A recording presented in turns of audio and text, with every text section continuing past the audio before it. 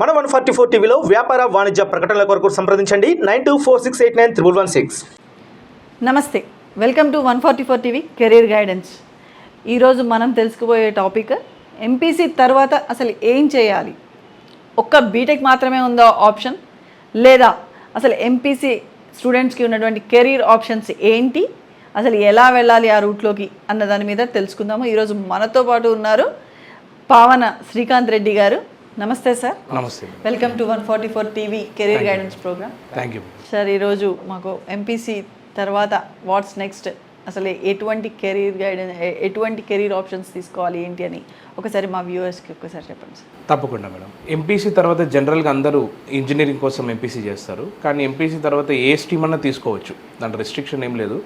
జనరల్గా BTech JEE exams రాస్తారు, కొంతమంది ఎంసెట్ రాస్తారు, కొంతమంది సైన్స్ స్ట్రీమ్కి వెళ్ళడానికి ఎగ్జామ్స్ రాస్తారు, కొంతమంది లా స్టూడెంట్స్ కూడా ఎంపీసీ తీసుకుంటారు.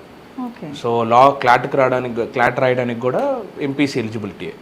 సో కొంతమంది ఎంపీసీ ఎందుకు తీసుకుంటారంటే సేఫ్ సైడ్. ఇప్పుడు లా, నాకు సపోజ్ లా రాకపోతే, ఎంట్రన్స్ ఎగ్జామ్స్లో రాకపోతే ఇమీడియట్గా ఇంజనీరింగ్ ఎక్కడైనా జాయిన్ అవ్వడానికి, సైన్స్లో జాయిన్ అవ్వడానికి. సో ఎంపీసీ తీసుకుంటే నేను డిఫరెంట్ స్ట్రీమ్స్కి వెళ్ళొచ్చు. వేరేస్ బైపీసీ అన్నప్పుడు మనకేమవుతుందంటే నారో డౌన్ అవుతుంది. ఎంపీసీలో కొంచెం broad streams, different type of స్ట్రీమ్స్కి వెళ్ళొచ్చు మనం. ఓకే సార్, ఎక్కువ ఇప్పుడు జేఈ మెయిన్స్ రాస్తున్నామని, జేఈ అడ్వాన్స్ రాస్తున్నామంటారు. అసలు డిఫరెన్స్ ఏంటి సార్ ఈ రెండింటికి? యాక్చువల్గా ఇంతకుముందు ఐఐటి జేఈ ఏఐట్రిపుల్ అని ఉండింది madam. Okay. So NIT colleges, IIT colleges అన్నీ కలిపి ఏఐట్రిపుల్ అని ఒక ఎగ్జామ్ రాస్తుండేవాళ్ళు ఇంతకుముందు.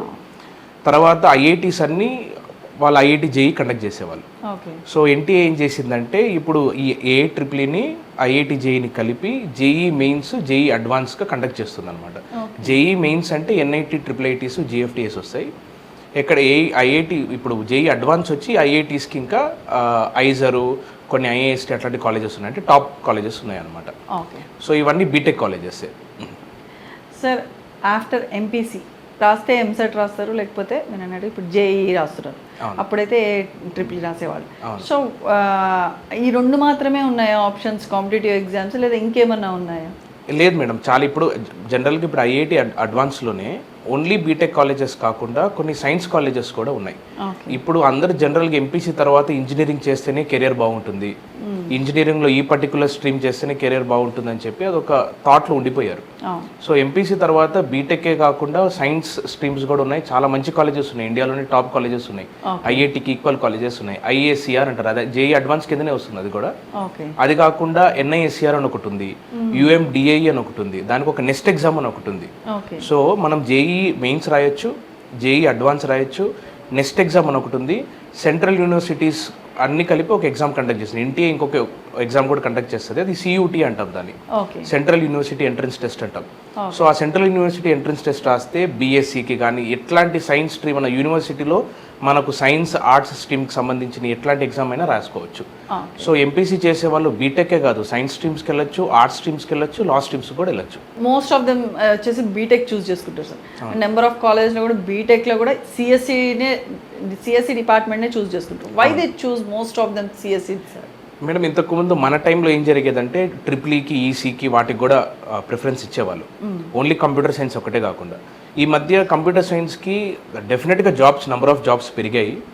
సో అందులో కంప్యూటర్ సైన్స్లో ఇప్పుడు సాఫ్ట్వేర్ సైడ్ కొంతమంది డేటా సైన్స్ చేస్తున్నారు, కొంతమంది ఆర్టిఫిషియల్ ఇంటెలిజెన్స్ చేస్తున్నారు, డిఫరెంట్ స్ట్రీమ్స్ వచ్చాయన్నమాట. ఇంతకుముందు అన్ని లేవు, ఓన్లీ కంప్యూటర్ సైన్స్ ఇంజనీరింగ్ మాత్రమే ఉండేది. ఇప్పుడు డిఫరెంట్ టైప్స్ ఆఫ్ కంప్యూటర్ సైన్స్లో కూడా ఇప్పుడు చాలా రోబోటిక్స్, ఆటోమేషన్ కొన్ని వస్తున్నాయి. Different colleges, different streams, different courses offer చేస్తున్నాయి ఈ మధ్య. కానీ ఇప్పుడు ఏమైపోతుందంటే మొత్తం ఫోకస్ అంతా కంప్యూటర్ సైన్స్కి వెళ్ళిపోతుంది. ఇప్పుడు ఐఐటీలో వచ్చిన వాళ్ళు కూడా ఫస్ట్ వస్తే నాకు కంప్యూటర్ సైన్స్ రావాలని అందరూ కంప్యూటర్ సైన్స్ ట్రై చేస్తున్నారు. కంప్యూటర్ సైన్స్ తప్ప వేరేవి ఇంజనీరింగ్ కాదన్నట్టు అయిపోతున్నాయి ఇప్పుడు. సో రీసెంట్గా IIT Delhi directors, IIT Bombay directors వాళ్ళు కూడా ఆర్టికల్స్ రాస్తున్నారు వాటిపైన. ఎందుకు ఓన్లీ కంప్యూటర్ సైన్స్ ఒకటే కాంపిటేటివ్ అవుతున్నాయి, వేరేవి కూడా చూస్ చేసుకోవాలి, ఎందుకంటే other streams are also very important. ఇప్పుడు ఈసీ ఉంది, ట్రిపుల్ ఉంది, దాని తర్వాత అదేవిధంగా ఏరోనాటిక్స్ ఉంది.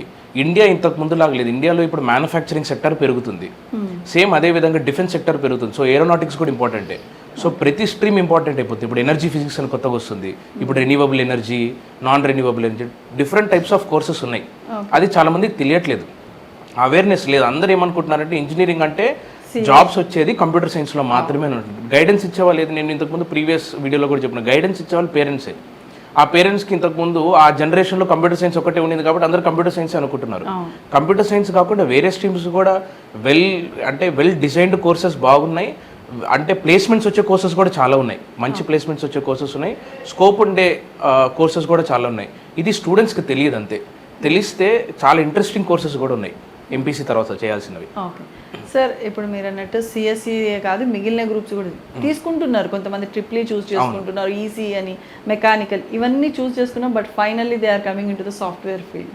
అవును మేడం, ఎందుకంటే సాఫ్ట్వేర్ అనేది ఎక్కడైనా అప్లై అవుతుంది. Yeah of course sir. కానీ అంటే వీళ్ళు ఏమనుకుంటున్నారు అంటే ఇప్పుడు స్టూడెంట్ సైకాలజీ ఈ ట్రిప్లీకి ఈసీకి ఇంత కష్టపడే బదులు సిఎస్సి తీసుకొని అదే స్ట్రీమ్లో వెళ్ళొచ్చు కదా అన్న. కరెక్టే మేడం. ఇప్పుడు ఎలా అంటే దాన్ని ఎలా అర్థం చేసుకోవాలంటే మనము ఈసీ కోర్ సబ్జెక్ట్, కానీ ఆ కోర్ సబ్జెక్ట్ని సాల్వ్ చేయడానికి మనం కంప్యూటర్ సైన్స్ యూజ్ చేస్తాం. అంతేగాని దానికి కంప్యూటర్ సైన్స్ చదవాల్సిన అవసరం లేదు. మనం మీకు ఈసీలో కూడా సాఫ్ట్వేర్ నేర్పిస్తారు. మీకు బేసిక్స్ ఆఫ్ సాఫ్ట్వేర్ తెలిస్తే చాలు. ఇప్పుడు ఫర్ ఎగ్జాంపుల్ నాకు బాగా స్టాటిస్టిక్స్ వచ్చు, కొంచెం కోడింగ్ వచ్చిందంటే I can become a data science engineer. పెద్ద కష్టమేం కాదు. దానికోసం నీకు కంప్యూటర్ సైన్స్ చేయాల్సిన అవసరం లేదు. అందరు కంప్యూటర్ సైన్స్ చేసేస్తే కోర్ నాలెడ్జ్ ఉన్న వాళ్ళు ఎవరుంటారు? సో ఏరోనాటిక్స్ చేసిన తర్వాత కూడా సాఫ్ట్వేర్ సైడ్ వెళ్ళొచ్చు. ఏరోనాటిక్స్ ప్లస్ కంప్యూటర్ సైన్స్ అంటే దాంట్లో ఉన్న సాఫ్ట్వేర్స్ అప్లై చేస్తారు దానికి. సో కోర్ సబ్జెక్ట్ వేరు, కోర్ సబ్జెక్ట్స్లో ఫోకస్ ఉండాలి. మీరు చెప్పినట్టు ప్రాబ్లం ఎక్కడైపోతుందంటే అందరూ కంప్యూటర్ సైన్స్ అని చెప్పి ఎక్కువ కంప్యూటర్ సైన్స్ సీట్సే తీసుకుంటారు. కోర్ నాలెడ్జ్ లేకుండా పోతుంది. అందరికీ కోడింగ్ వచ్చు, స్టాటిస్టిక్స్ రాదు. అప్పుడు డేటా సైంటిస్ట్లు ఎక్కడి నుంచి వస్తారు? అందరికీ కంప్యూటర్ సైన్స్ వచ్చు, ఫ్లయింగ్ అంటే మిజైల్స్ ఎట్లా ఫ్లై అవుతాయో తెలియదు, ఏరోనాటిక్స్ వాళ్ళు లేరు. అప్పుడు మిజైల్స్ ఎలా ఫ్లై చేస్తాం? Missiles will be operated through computer, agreed. కానీ వాటి కోర్ నాలెడ్జ్ ఉండాలి కదా. అవి అందుకోసం మనం ఏరోనాటిక్స్లో కూడా కంప్యూటర్ సైన్స్ చేయొచ్చు. సపోజ్ మీరు తీసుకొని మళ్ళీ నాకు ఇంట్రెస్ట్ లేదు, నాకు కంప్యూటర్ సైన్స్ మీద ఇంట్రెస్ట్ ఉందంటే స్విచ్ అవ్వచ్చు. ఇంజనీరింగ్లో పెద్ద డిఫికల్ట్ ఏం కాదు అది. చాలామంది ఈసీ ఏరోనాటిక్స్ నాకు తెలిసిన వాళ్ళు ఇప్పుడు పెద్ద పెద్ద సాఫ్ట్వేర్ ఇంజనీర్స్ అందరూ కంప్యూటర్ సైన్స్ కాదు చేసింది. వాళ్ళు ఏరోనాటిక్సో ఈసీనో మెటలర్జీ చేసిన వాళ్ళు కూడా కంప్యూటర్ సైన్స్ సాఫ్ట్వేర్ ఇంజనీర్స్ అయిపోయారు. చేయొచ్చు, పెద్ద కష్టమేం కాదు. ఎందుకంటే మీకు కోడింగ్ లాంగ్వేజెస్ వచ్చి దాని వెనకాల లాజిక్ అర్థమైందంటే ఈజీగా అవ్వచ్చు. సార్ ఇప్పుడు స్టూడెంట్స్కి అసలు మంచి కాలేజ్ అనేది ఎట్లా చూస్ చేసుకోవాలి సార్?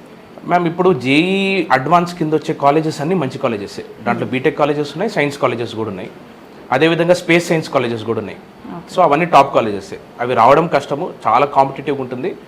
జేఈ మెయిన్స్కి వచ్చి మళ్ళీ next set of colleges NITs, triple ITs, అవి కూడా టాప్ కాలేజెస్. ఈ రెండు కాంపిటేటివ్గానే ఉంటుంది. అడ్వాన్స్ తెచ్చుకోవడం చాలా కష్టం. దాని తర్వాత మెయిన్స్ కొంచెం కష్టం. దాని తర్వాత నేను చెప్పినట్టు సిఈవిటీ ఉన్నాయి, కొన్ని ప్రైవేట్ కాలేజెస్ కూడా ఉన్నాయి. బిట్సాట్ ఉంది, బిట్స్కి రాయడానికి, సింబయాసిస్ ఉంది, దాని తర్వాత విఐటి ఉంది. ఇవన్నీ టాప్ ప్రైవేట్ కాలేజెస్ ఉన్నాయి. ఈ ప్రైవేట్ కాలేజెస్లో చూస్ చేసుకోవచ్చు. ఇప్పుడు మన ఇండియాలో చాలా కాలేజెస్ ఉన్నాయి. ఇంతకు ముందులాగా కాదు, మనం చాలా కష్టపడి ఒక కాలేజ్ సీట్ కోసం చాలా కష్టపడే వాళ్ళము. ఇప్పుడు చాలా కాలేజెస్ ఉన్నాయి, కానీ అవేర్నెస్ లేదు. ఇప్పుడు అది ప్రాబ్లం. ఇప్పుడు గవర్నమెంట్ కాలేజెసే కాకుండా ప్రైవేట్ కాలేజెస్లో కూడా చాలా ప్రైవేట్ కాలేజెస్ ఉన్నాయి. సో ఏం తెలియాలంటే ఇప్పుడు నేను ఏమేమి ఎగ్జామ్స్ రాయాలి, టోటల్గా ఎన్ని కాలేజెస్ ఉన్నాయి, ఈ కాలేజెస్కి ఎంట్రన్స్ ఎగ్జామ్స్ ఏంటి, ఇవి తెలిస్తే ఏ స్టూడెంట్ అయినా కానీ మంచి కాలేజెస్ చూస్ చేసుకోవచ్చు. ఈ సైన్స్ స్ట్రీమ్ తీసుకున్న వాళ్ళకి నెక్స్ట్ ఫ్యూచర్ ఎలా ఉంటుంది సార్? అంటే సైన్స్ స్ట్రీమ్ ఇప్పుడు మీకు చెప్పినట్టు అందరికీ బీటెక్ తెలుసు టెక్నాలజీ. సో సైన్స్ స్ట్రీమ్ బాగా ఇగ్నోర్ అయిపోతుంది. ఇన్ని రోజుల నుంచి అంత ఎక్కువ టెక్నాలజీ మీదనే పెడుతున్నారు. సైన్స్ అంత ప్లేస్మెంట్స్ ఉండవు, వాటిలో కెరీర్ లేదు అనుకుంటారు. అలా ఏం లేదు. సైన్స్కి రీసెర్చ్ కూడా ఇండియాలో పెరుగుతుంది. నెంబర్ ఆఫ్ పేటెంట్స్ ఫైలింగ్ ఇండియాలో పెరుగుతుంది. సో ఆటోమేటిక్గా మన ఎకానమీ పెరిగినప్పుడు, డిఫరెంట్ ఇండస్ట్రీస్ పెరిగినప్పుడు సైన్స్ రీసెర్చెస్ కూడా చాలా ఇంపార్టెన్స్ పెరుగుతుంది. ఇప్పుడు నేను మీకు నెస్ట్ అని ఒక ఎగ్జామ్ చెప్పాను కదా, ఆ నెస్ట్ అనే ఎగ్జామ్ ఏంటంటే ఈ సైన్స్ కాలేజెస్కి అడ్మిషన్ 2 సైన్స్ కాలేజెస్ ఉన్నాయి. యూఎండిఏ అని ఒకటి, ఎన్ఐఎస్సిఆర్ అని. ఈ 2 సైన్స్ బేసిక్ సైన్స్ నేర్పించే కాలేజెస్. సో అక్కడికి వెళ్ళారంటే రీసెర్చర్స్ అవుతారు. మ్యాథ్స్లో రీసెర్చ్, ఫిజిక్స్లో రీసెర్చ్, కెమిస్ట్రీలో రీసెర్చ్, బయాలజీలో రీసెర్చ్. అదేవిధంగా ఐఏఎస్సిఆర్ ఉన్నారు. ఐఏఎస్సిఆర్ కూడా రీసెర్చ్ పైననే ఉంటుంది. ఇప్పుడు మీరు ఒక ఫార్మస్యూటికల్ కంపెనీ తీసుకున్నారు మేడం. ఈ కోవిడ్ వ్యాక్సిన్స్ అంతా ఎవరు తయారు చేస్తారు? సైంటిస్టులే తయారు చేస్తారు. సో సైన్స్ చేసే వాళ్ళు అక్కడ ఇంపార్టెంట్. ఇప్పుడు ఇస్రోలో కూడా it's not all BTech students who do it. అంతే టెక్నాలజీ ఇంజనీర్స్ చేశారు. దాని వెనకాల ఒక జియాలజిస్ట్ ఉంటాడు, దాని వెనకాల మళ్ళీ సైన్స్ మ్యాథ్స్ అతను ఉంటాడు, ఫిజిక్స్, కెమిస్ట్రీ వీళ్ళందరూ ఉంటారు. ఇవన్నీ కలిపితేనే ఒక రాకెట్ తయారవుతుంది. సో అందరు బీటెకే చేసేస్తే ఈ సైన్స్ చేసేవాళ్ళు ఇండియాలో ఎక్కువ లేరు. ఎక్కువ అంబిషియస్ ఈ బీటెక్కే ఎక్కువ అయిపోతున్నారు అనమాట. సో సైన్స్కి కూడా చాలా స్కోప్ ఉంది. ఓకే సార్, కొన్ని ప్రైవేట్ బీటెక్ కాలేజెస్ ఏంటివి అనేది పర్టికులర్ నేమ్స్తో చెప్పగలరా అంటే మాకు? చెప్పగలుగుతాం మేడం. ఇప్పుడు బిట్స్ ఉంది, బిట్స్కి ఒక సపరేట్ ఎగ్జామ్ ఉంది. అది టాప్ ప్రైవేట్ కాలేజెస్ జనరల్గా, అది ఐఐటికి ఈక్వల్గా ట్రీట్ చేస్తారు. జనరల్గా ఐఐటి రాకపోతే చాలా మంది బిట్స్కి వెళ్తారు, బిట్స్ పిలానికి వెళ్తారు. దాని తర్వాత నా ఉద్దేశంలో సెకండ్ టాప్ వచ్చి సింబయోసిస్. ఓకే, కొంతమంది విఐటి అంటారు, కానీ నాకు సింబయోసిస్ కరికులం అవంతా బాగా నచ్చుతుంది. So I would rate Symbiosis as second. దానికి ఒక సపరేట్ ఎగ్జామ్ ఉంది. Symbiosis also comes under CUET exam. దానికి ఒక సపరేట్ ఎంట్రన్స్ ఎగ్జామ్ కూడా ఉంది. అది కాకుండా విఐటి ఉంది, వేలూరు ఇన్స్టిట్యూట్ ఆఫ్ టెక్నాలజీ ఉంది, దానికి ఒక సపరేట్ ఎగ్జామ్ ఉంది. ఈ మూడు టాప్ ఫస్ట్. యాక్చువల్గా చెప్పాలంటే ఎన్ఐటీస్కి ఐఐటీస్కి ఈక్వల్ ఉండే కాలేజెస్ ఇవి. ఇవి కాకుండా వేరే చాలా ప్రైవేట్ కాలేజెస్ ఉన్నాయి. ఇప్పుడు మన హైదరాబాద్లోనే కొన్ని ఓక్సన్ అని ఒక కాలేజ్ ఉంది. దాని తర్వాత ఇప్పుడు బెంగళూరులో కొన్ని కాలేజెస్ ఉన్నాయి, పూణే ముంబైలో కొన్ని కాలేజెస్ ఉన్నాయి, వేలింకర్ అని ఒక కాలేజ్ ఉంది, ప్రైవేట్ కాలేజెస్ చాలా ఉన్నాయి. అమృత కాలేజ్ ఉంది, చాలా మంది అమృత ఎగ్జామ్స్ కూడా రాస్తారు.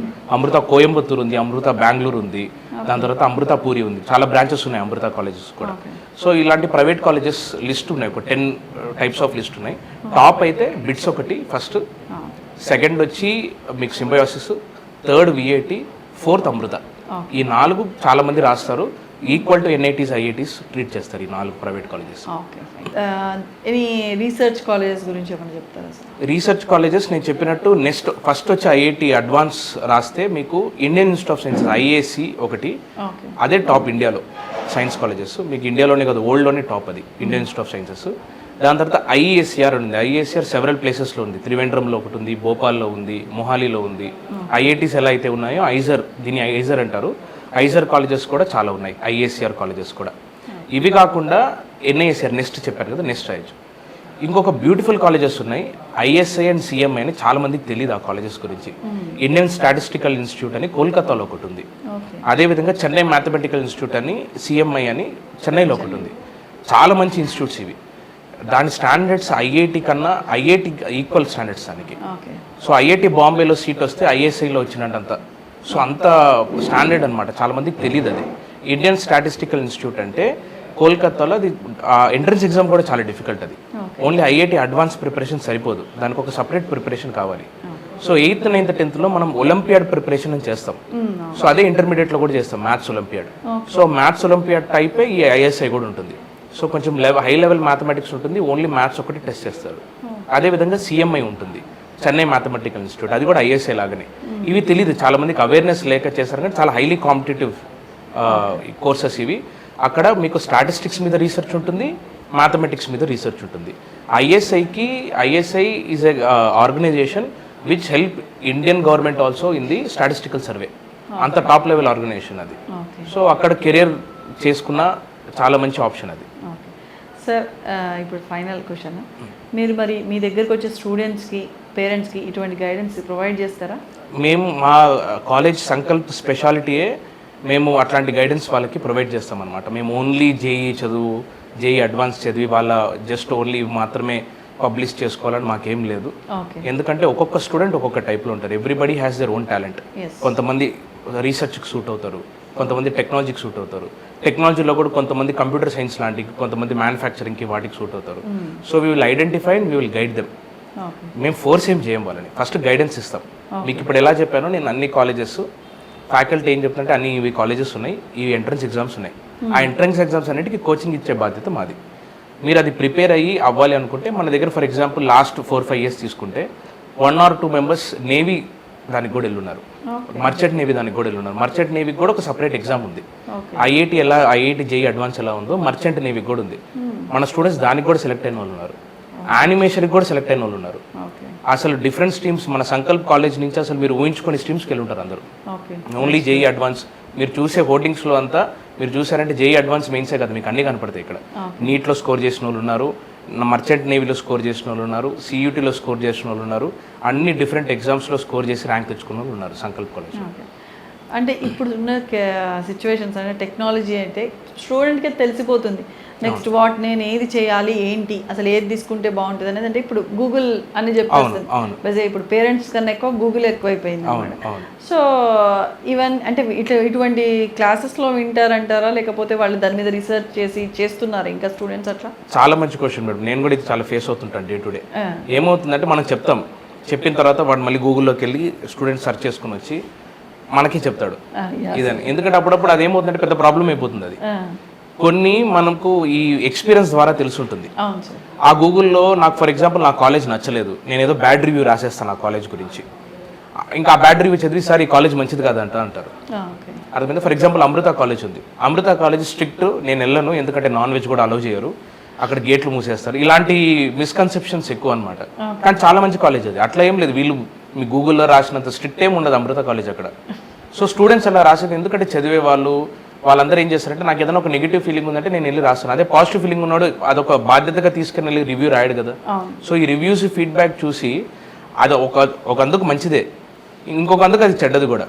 ఎందుకంటే ప్రాబ్లం ఏమవుతుందంటే ఇవన్నీ కరెక్ట్ కాలేజ్ గురించి కరెక్ట్ పిక్చర్ ఇస్తుందా లేదా మనం చెప్పలేము. ఈ రివ్యూస్ అవన్నీ ఫీడ్బ్యాక్స్ అవన్నీ ఏదో పైన చదివేసి 2-3 రివ్యూలు చదివేసి ఆ కాలేజ్ గురించి జడ్జి చేయడం కూడా తప్పే. ఇదే ప్రాబ్లం ఏమైందంటే ఈ సోషల్ మీడియా గూగుల్ వల్లనే ఈ చాలా మంది కంప్యూటర్ సైన్స్కి వెళ్ళడము, ఈ కాలేజ్ చెడ్డది ఈ కాలేజ్ బాగుందని చెప్పి డిసైడ్ అయిపోవడము, ఇలాంటివి ఈ స్ట్రీమ్స్ నేను వెళ్ళను. నేను చాలా మందిని చూశాను బయోటెక్నాలజీ అంటే ఇంట్రెస్ట్ ఉంటుంది, ఎందుకంటే వాళ్ళకి తెలియదు బయోటెక్నాలజీ అంటే చాలా మంచి సబ్జెక్ట్ అది. మెటలర్జీ అంటే నేను మెటలర్జీ తీసుకొని చాలా మంది మెటలర్జీ తీసుకొని పెద్ద సాఫ్ట్వేర్ ఇంజనీర్స్ కూడా అయ్యి ఉన్నారు. సో మెటలర్జీయే ఒక మంచి సబ్జెక్ట్ కూడా, అది తెలియదు చాలా మందికి. ఇక్కడ గూగుల్లో చదివేస్తారు, గూగుల్లో ప్లేస్మెంట్ సిఎస్సికి బాగున్నాయి, ఈసీకి బాగున్నాయి, సో అంటే అందరు సిఎస్సి ఈసీఏ చేస్తారు. సో అది ప్రాబ్లమాటిక్ కూడా. అంటే బ్లైండ్లీ సోషల్ మీడియాని గూగుల్ని కూడా నమ్మకూడదు, నీకు ఓన్ జడ్జిమెంట్స్ కూడా ఉండాలి. చూసారు కదా, ఎంపీసీ తర్వాత ఒక్క బీటెకే కాకుండా ఇంకా చాలా వేస్ ఉన్నాయి. అండ్ ఏ ఎంట్రన్స్ ఎగ్జామ్స్ రాయాలి, ఎలా వెళ్ళాలి అని చెప్పేసి మనకి శ్రీకాంత్ రెడ్డి గారు చెప్పారు. సో మీకు ఏమైనా డౌట్స్ ఉన్నా ఏదైనా ఉంటే కింద స్క్రోల్ అవుతున్నటువంటి నెంబర్కి కాల్ చేసి కూడా మాట్లాడచ్చు. నెక్స్ట్ ఎపిసోడ్లో ఇంకో కొత్త టాపిక్తో మేము ముందుకు వస్తాము. Thank you so much. Watch career guidance. Thank you so much. Thank you sir. Thank you.